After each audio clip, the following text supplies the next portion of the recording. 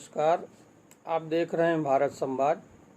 मैं हूं आशीष शर्मा। आज पूरा विश्व एक ऐसी महामारी का दंश झेल रहा है जो मानव इतिहास की प्रलयकारी घटनाओं के रूप में सदैव याद रहेगी। इस महामारी ने पूरे विश्व को अपना शिकार बनाया है। यही कारण है कि आज पूरी दुनिया इसके प्रभाव को नष्ट करने हेतु अपनी पूरी ताकत से इसके खिलाफ अभियान में लगा हुआ है। भारत में भी इसका प्रभाव तीव्र गति से बढ़ रहा है, जो हमारे लिए एक घातक संकेत है। विशाल आबादी एवं कम संसाधनों की वजह से यह हमारे लिए अधिक पीड़ादायक होगी।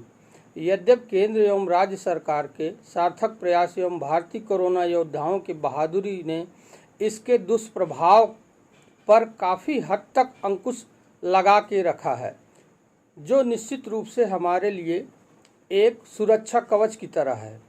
आज देश की स्थिति बदल गई है। प्रत्येक व्यक्ति की स्वतंत्रता बाधित है। तमाम आवश्यकताएं, इच्छाएं सब क्षीण हो गई हैं। इस समय इन सब की कोई ज़रूरत भी नहीं है। किंतु एक ही सवाल जहन में उठता है, आखिर कब तक हम इस महामारी के बंधन से मुक्त होंगे और कब हमारे देश के उन गरीबों का जीवन पटरी पर आएगा जो देश के कोने कोने में अपना एवं अपने परिवार का पेट पालने के लिए दूर के प्रदेशों में भूख से संघर्ष करने पर मजबूर हैं।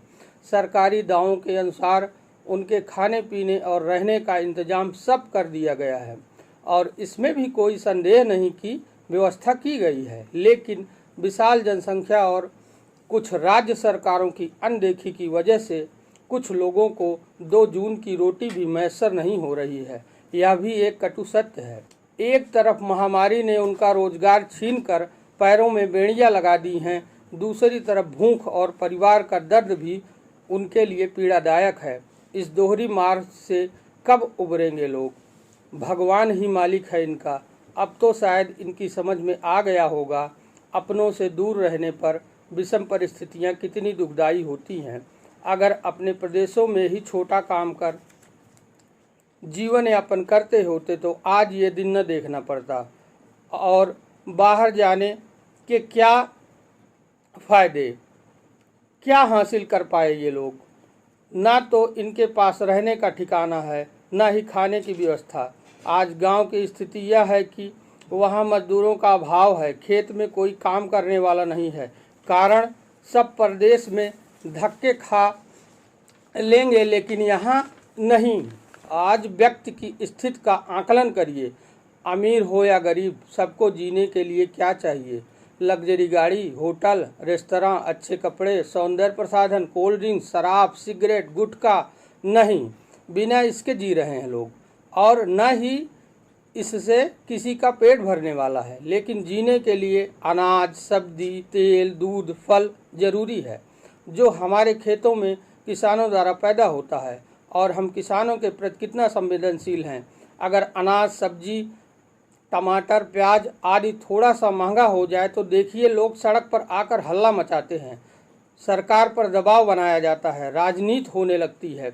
1 रुपये की लागत वाली दवा 100 रुपये में खरीद सकते हैं। भोग विलास की चीज़ों पर 24% जीएसटी देकर खरीद सकते हैं। उसके खिलाफ कोई आंदोलन नहीं होता है। आखिर हमको यह भी तो सोचना चाहिए कि हम किसका विरोध कर रहे हैं। अगर वो धूप, गर्मी, बरसात झेल कर अनाज पैदा कर रहे हैं और उसकी सही कीमत न मिलेगी तो उनका मनोबल टूटेगा और वो कैसे अपना जीवन यापन करेंगे। इसलिए हमें इनके प्रति संवेदनशील होना चाहिए, इनका मनोबल बढ़ाना चाहिए, सदैव इनका सम्मान करना चाहिए।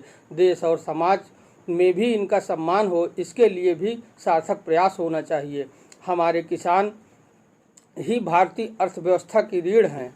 देश को कोरोना से जल्द ही मुक्ति मिल जाएगी, किंतु इस महामारी से उत्पन्न समस्याओं को तो शायद ही कभी हम भूल पाएं। आज आपको स्वतः पता चल गया होगा कि इन विषम परिस्थितियों में कौन आपका साथ दे रहा है।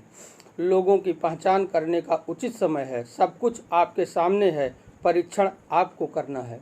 जय हिंद, जय भारत।